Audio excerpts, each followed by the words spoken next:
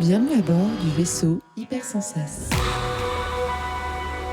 Bonjour et bienvenue dans le Défaussé, votre émission hebdomadaire sur les jeux de société. Moi c'est Alex et comme d'habitude, je suis accompagné du plus que rayonnant vu la journée, Zéphi Zéfou. Salut, je me suis réveillé. T'as vu, tu m'as réveillé. Tu m'as percé au début avec ta voix. C'est le café dégueu que t'as bu tout à l'heure qui t'a réveillé. Non, j'étais dans un petit courant d'air. J'ai entendu ta voix, j'étais bien et j'ai compris qu'il fallait que je parle. Voilà. Sois le bienvenu dans ton émission. Merci. Et vous l'entendez, nous sommes entourés de plein de gens et donc ça sera sans doute très certainement. Sinon c'est des coups de cœur vraiment fous, mais sinon c'est la dernière de PEL. Donc nous sommes bien entourés. Nous avons un jeu devant nous qui est un jeu d'ambiance, donc nous avons réquisitionné du monde. Nous avons en premier les Ludiguides. Ludiguide. Avec Florian. Salut. Avec Guillaume. Hello. Et nous n'avons pas du tout un Ludiguide, mais nous avons le étudiant Théo. Bonjour. Étudiant parce qu'il a fait le Board Game Campus. C'est vrai. Quoi ? Oui, tout à fait. Ceci est vrai. Et messieurs, êtes-vous prêts à croquer ? J'attends des Évidemment. Ah, croquer, oui. oui, bien sûr. Mais pas des pommes. à être en rapidité. Michel, je ne vais pas dire oui.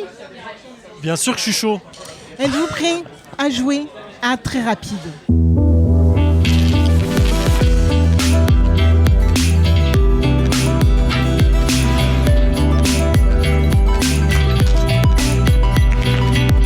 Alors attention parce que ma présentation va être ultra rapide. Ok. D'abord, présentation du podcast. Ça tu connais, tu peux te rendormir si tu veux. C'est un podcast qui va se dérouler en 3 parties. C'est pour Théo. Je suis pas sûr qu'il nous ait déjà écouté. Donc, c'est un podcast. Ah, mais Théo, c'est la première fois qu'il est dans l'émission. Absolument. Ah oui. Absolument, c'est la première fois qu'il est dans l'émission. Donc avant de commencer, bon alors déjà petit récap de ce qu'est ce podcast. C'est un podcast qui va se dérouler en 3 parties. Première partie, je vais expliquer les règles d'un jeu. Deuxième partie, nous allons y jouer. Troisième partie, nous allons débriefer à chaud. L'ensemble va faire une vingtaine de minutes normalement. Nous sommes 5 autour du micro. Je pense que ça va durer 20 minutes ou moins. On prend les paris parce que tout simplement c'est un jeu. La première partie va être ultra rapide. Mais avant ça, Théo, première fois qu'on t'a dans l'émission et nous avons un traquenard / rituel pour les personnes qui sont là pour la première fois. On va leur demander de décrire quel genre de joueur en l'occurrence tu es. Et comme c'est une question qui peut être un peu compliquée, tu as un joker en pouvant nous dire quel est ton coup de cœur du moment ou ton coup de cœur ever. Moi, je joue beaucoup à plutôt initié avec tout ce qui va être combo, engine building en général. Mais cette année, j'ai redécouvert les jeux un peu plus party game, plus fun, où on rigole bien. Donc c'est parfait pour aujourd'hui. Eh bien, c'est pour ça qu'on t'avait récupéré, monsieur Théo. Si. Absolument pas. Alors attention, parce que comme je vous le disais, cette première partie va être ultra rapide. Donc, je vais vous expliquer une manche pour vous expliquer à quoi correspond ce jeu. Donc, nous avons des mots devant nous. Exemple, j'ai un coq. Mais je ne sais pas que j'ai le mot coq devant moi. Donc, je prends une carte. Bim. Non, attendez, on va pas faire avec coq. Donc, j'ai une carte devant moi. Je la mets devant vous. Vous voyez des mots, dont un mot qui est face à vous. Et donc, le but, c'est de dessiner ce mot. Ok ? Il va falloir le dessiner. Dès que vous pensez avoir terminé de dessiner, attention, je vous conseille de ne pas prendre trop votre temps et de ne pas faire les artistes. Vous preniez un des jetons qui est devant vous. Vous preniez le jeton de valeur la plus basse qui est devant vous. Donc en l'occurrence, vous pouvez commencer par prendre un jeton 1, ou alors un jeton 2, 3, 4 ou jusqu'à 5. Ok ? À partir du moment où les 5 jetons sont partis, enfin les 4 parce que nous sommes en l'occurrence 5 à jouer moins une personne, eh bien nous allons du coup passer à la première personne qui a pris le jeton 1, qui va me montrer son dessin. On va essayer de comprendre, je dois essayer de comprendre ce qu'est ce dessin. Si je devine dès la première personne, nous avons tous les deux 4 points. Le dessinateur, la dessinatrice ou la personne qui devine. Et voilà, et si on n'arrive pas, eh ben on passe aux 2, et là on n'aurait que 3 points. Et si on ne devine toujours pas, on passe aux 3, et là nous n'avons plus que 2 points. Et sinon le dernier, et on n'a plus qu'un point. Le but étant d'arriver à 30 points. Mais il n'y a pas de pénalité pour avoir pris le 1 et avoir mal dessiné. Il y a 0 pénalité parce qu'on est là pour le fun et le lol. D'accord, ok, ça va. Donc 0 pénalité pour personne. 20 points. C'est pas coopératif. Non. C'est En vrai, ça semi-coop. C'est semi-coop, oui, parce que tu joues en. Bah, c'est faut- semi-coop, mais périodique Tu donnes des- et ouais. de façon très distancielle. Mais des fois, ça peut être bien d'être deuxième parce que le premier, il va t'aider à trouver en Ouais. fait. Il Oui, va, bien il sûr, va dégraisser ouais. un petit Ouais. peu le truc. D'accord, ça roule. Voilà, c'est C'est un tout jeu, c'est tout. Le but c'est d'arriver aux 20 points, puisque ce n'est pas 30. Merci Florian. Voilà. C'est très On rapide. peut faire une partie en 30. Hein On peut faire une partie en 30. Ah, on va faire une partie. En 30 Ah, en 30 bah non, on va faire une partie en 20. Ok, Parce d'accord. que le jeu c'est en 20. Et que... Sur les plateaux, il y a C'est ton 20 jamais, c'est ton étoiles. jamais. Ok, je suis chaud. Ok, are you ready? Est-ce qu'on a fait la fiche du jeu? Pas du tout. Pas du tout. Oh, ah non, c'est mon Alors, pas nous moi qui parlons s'en donc casse. de très cool, en espérant que c'est le jeu final, parce que actuellement j'ai une boîte japonaise devant moi. Donc on m'a dit que c'était très rapide, mais on sait pas. En tout cas, Catch sketch. Catch Super, sketch. Ok, super très facile bien. à dire. Catch sketch. donc à l'autorat on a Chris Choi, à l'illustration on a Nine George, j'adore parce que le 9 c'est un 9. Et nous avons ensuite pour 8 ans et plus, pour 3 à 6 joueuses, pour environ 20 minutes. Et beaucoup de rire. Are you ready? Yes. Let's go. Nager? Oh non. En vrai il est hardcore ce mot. Ouais, j'avoue, Ouais, c'est un peu Nat, ça, hein. allez. Non, on a tous fait le même dessin. La pêche? Ah oui, parce qu'on dirait une flèche Ouais. qui pointe la canne à pêche. C'est un poisson. Moi je l'ai direct. C'est un bonhomme de neige. Et nous voilà de retour dans le défaussé après 26 minutes de très rapide en compagnie de Théo, de Florian et Guillaume des Ludiguides. Waouh. Ah, merci. Défiriel et Théo, vous êtes les seules personnes autour de cette table à ne jamais avoir joué. Donc je veux votre avis en avant-première et nous allons commencer donc par Théo. Eh ben, moi j'ai trouvé ça très cool, très sympa. C'est un autre jeu. C'est 2 autres jeux même. C'est ça. Ça m'a un petit peu fait penser à Pictomania de Vladas Vatil, mais en plus accessible, plus immédiat, plus rapide. Et c'est déjà un jeu que j'aimais beaucoup, parce que je dessine très très mal et ça se voit. Et du coup, j'aime bien en fait les jeux où il faut aller vite plutôt que d'essayer de bien dessiner. Et Non, mais Romain, il est en fait, encore ça pas marche sur- très bien. Non, j'aime beaucoup ce principe de ramasser les pierres et justement de se dire est-ce que je prends quelques secondes de plus pour dessiner un peu mieux et en plus l'autre de toute façon il va dessiner trop vite et comme ça on devinera sur le mien. Je trouve que la dynamique marche bien. Voilà. Zéphiriel les Zéphifous. Alors, en vrai, alors je me suis beaucoup amusé. En vrai, je rejoue quand vous voulez à ce genre de jeu, c'est très bien, mais un genre de jeu. En fait, pour moi, il n'y a pas un truc qui sort plus du lot que des autres jeux du type. Tu vois, on avait fait une émission où on se passait les dessins au fur et à mesure. Je sais plus. Esquisser, tu vois. C'est tous ces genres de jeux. Pour moi, je vois pas trop la différence. Tu dessines, tu dois deviner, tu te marres. Le système de qui doit faire en premier, machin et tout. Pour moi, c'est très accessoire dans ce genre de jeu. À la limite, là, ça amène un tout petit peu plus de sel et de somme quand t'as pas eu le premier parce que t'as pris le deuxième, ou que quelqu'un refait un dessin et tu vois. Il y a plein de petits aspects qui sont marrants, mais qui vont amener une ambiance plus ou moins différente à la table. Mais à la fin, tu t'es amusé quoi qu'il. Ce qui est intéressant, c'est quand t'as poncé, je mets des gros guillemets là-dessus, quand t'as beaucoup joué à ce genre de jeu, t'as envie de changer de jeu pour retrouver une autre mécanique et te marrer différemment sur d'autres mots. Donc c'est agréable de changer, mais globalement, c'est un jeu sur lequel tu t'amuses tout le temps en fait. Ça marche très très bien pour moi. Tu joues avec des quoi. gens pas fans.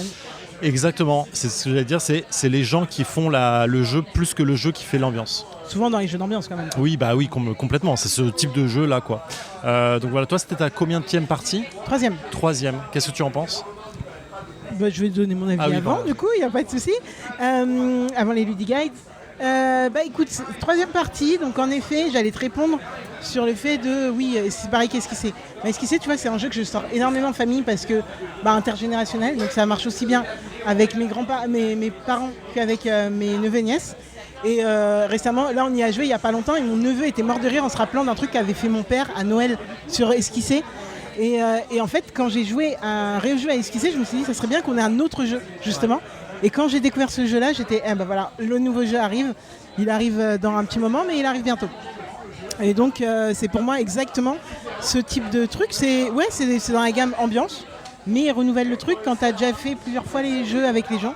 Je redis exactement la conclusion à laquelle tu es arrivé par toi-même. Très bien, t'as raison. Mais du coup, ouais, pour moi, c'est vraiment ça. Du fun sans skills, parce qu'on y a joué avec Mélodie Leblond, qui est donc illustratrice, qui nous a fait des vraies bouses et qui nous a dit non mais dans ce genre de jeu faut pas de talent. Donc voilà, en fait je pense qu'il ne faut absolument aucun talent pour jouer à ce jeu, et au contraire il faut être plus synthétique et aller droit au but tout en montrant les bonnes choses, sinon on peut se perdre dans ce qu'on essaye de montrer. Donc je pense que c'est un jeu qui pour moi peut être un vrai banger et qui peut vraiment trouver son public. Il y a moins de matos qu'un esquissé, il y a moins de... Je sais pas, il me semble plus simple qu'un esquissé, alors qu'au final c'est la même chose. Tu dessines et tu passes, mais il y a moins de règles qu'un esquissé et il y a juste autant de fun. Donc pour moi en fait c'est vraiment un jeu que j'attends. Par contre, petit bémol, troisième fois que j'y joue, on se rend compte qu'on a quand même pas mal de cartes qui reviennent malgré le nombre de cartes. J'ai cru entendre. Je pense que c'est parce que c'est le prototype français en fait, c'est donc il va y avoir beaucoup plus de cartes. Tu penses qu'il y aura plus de cartes? Ouais, c'est ce que tu disais pendant la partie aussi. Après, si vous l'avez joué en festival ici ou dans un autre festival où Pixie était là, c'est le même proto qui sort. Donc en fait, c'est les mêmes cartes qu'ils ont et je pense qu'il y a moins de cartes effectivement, donc tu as plus de chances de retomber sur une carte. Parce que du coup, on reprenait beaucoup des choses qu'on avait déjà fait et forcément, et on reprenait les choses qui avaient bien marché les fois précédentes pour être un petit peu plus pertinent. Je pense que là, on a dû sortir une vingtaine de cartes en tout. S'il y en a 50, on a déjà fait la moitié du paquet, quoi. Ouais, bah écoute, voilà, je pense que je le prendrai, mais j'étais très content de le retrouver sur le festival pour te le présenter, en avant-première surtout. Voilà mon avis. Les Lily Guides, qui commence? Moi? Ok. Alors déjà, je trouve que la boîte, elle est trop mignonne. Vous en avez pas parlé, mais moi, je la trouve trop chou. J'aime trop. Et après, comme Alex, en fait, on est à 3-4 parties, ouais, facilement. Et franchement, on est toujours trop content d'y rejouer. C'est hyper addictif. À chaque fois, on a joué avec des personnes différentes, à chaque fois ça marche. Donc, trop bien. Ouais, il y a une vraie émotion autour de la table. Et moi, pour le coup, je parlais un peu de moi, mais il y a quelques années, je jouais à un jeu qui était quasiment la même chose en fait sur PC. Et on jouait comme ça avec des gens qu'on connaissait pas. Non, je vais dire Gartrick Fun. Je me demande si c'est pas un truc comme ça. Et en fait, pareil, j'étais addict à ce jeu, je trouvais ça trop bien. Et je suis trop content de retrouver un peu le même système. Avec en plus, du coup, ces petits numéros là qui rajoutent, comme tu l'as dit, Zef, du sel à la partie. Franchement, ça en asso, c'est un banger. Ou même le midi. Ah, un jeu du midi. Avec le même à l'apéro, je veux dire, tu peux sortir quand un jeu d'apéro. En fait, tu sors quand il n'y a tu veux pas avec forcément tout le de monde, matériel, en fait. tu peux t'asseoir dans un canapé, tu peux y jouer facilement. Complètement. Et moi, pour pas me la péter, j'ai déjà gagné 4 fois sur 5 parties. Bon, là, j'ai pas gagné à cause de la chaleur, je pense. Mais je pense que je sais pas dessiner, donc du coup, je pense que c'est vraiment fait pour plein de gens qui ne savent pas dessiner et qui ne veulent pas se prendre la tête et qui font des bonhommes bâtons pour pouvoir expliquer que ça, c'est un vampire, alors qu'on dessine de l'ail. Écoute, moi je trouvais que c'était une bonne manière de le faire deviner. C'est vrai. Sachant pas dessiner de l'ail, tu vas par autre chose. Mais ouais, hyper fun, on peut le sortir avec n'importe qui, je pense, comme tu disais en fait, et ça à Noël. Franchement, à Noël. C'est trop un jeu de Noël, ça. Un jeu de Noël ou un jeu d'été. Enfin, je veux dire, ouais. Au bord de la piscine, on est parfait avec un rosé dans la main et on fait une petite partie de très rapide. De très rapide. Et en plus, c'est assez rapide, donc c'est cool aussi. Non, ça, c'est pas la même chose. C'est pas les mêmes. Ah merde. Assez rapide, c'est un autre jeu. Ah shit. Et j'aime bien aussi cet aspect assez Jungle Speed. C'est pas censé être ça. Hein. Non, mais c'est marrant. Et j'aime beaucoup. Ça appelle un truc en moi où vraiment, j'ai envie de crever des mains à coups de... Mais non, mais je sais pas, il y a eu plusieurs fois cette bagarre oui, bien sûr. Pour prendre les trucs. Et quand c'est toi qui initie ça au début de la partie. Hein c'est toi qui l'as initié au début de la partie. Bah non, c'est la personne avec qui j'étais aussi. Sur la bagarre. Se méfier des gens les plus calmes, moi je vous le dis. Ouais. En plus, il l'a pris, quoi. J'ai même pas rendu compte, je m'en suis même pas rendu compte. Bref, donc voilà. En tout cas, aujourd'hui, du coup, je vous ai parlé de Très Rapide, un jeu de Chris Choi, illustré par Nine George, pour 8 ans et plus, 3 à 6 joueuses, 20 minutes environ. Et je ne l'ai pas dit au départ, mais en tout cas, c'est chez Mandu Games. Donc voilà, je pense que vous allez retrouver pas mal là sur les festivals de cet été. Ce qui tombe bien parce que cet épisode va sortir pile à la fin de l'été. Donc voilà, vous serez content de le savoir que vous auriez pu avoir Très Rapide quelque part. Ou qui l'ont testé. Ou des personnes qui l'ont testé. Oui, si vous l'avez déjà testé sur les festivals, en effet, venez nous donner vos opinions et sinon les autres, il faudra attendre. Voilà. Merci, un énorme merci à Théo, Florian, Guillaume d'être venus dans l'émission. À nouveau, et une première pour Théo. Tu reviens quand tu veux, bien entendu. Les Ludic Guides aussi. D'ailleurs, ils ont un jeu qu'ils doivent nous présenter très bientôt. On verra. On nous met la pression maintenant. Jamais. Et Zéphirienne, on se retrouve semaine prochaine. Yep. Sans doute dans un endroit plus calme, peut-être. Complètement plus calme. Et plus climatisé, voire au frais. Voire vraiment au frais. Sachant qu'on va peut-être enregistrer d'autres trucs en vacances. Bon, on sait pas. Peut-être pas. Ok, en tout cas, très bonne fin de journée à tous et toutes. Et on se dit à la semaine prochaine. Prenez soin de vous. Fin de transmission.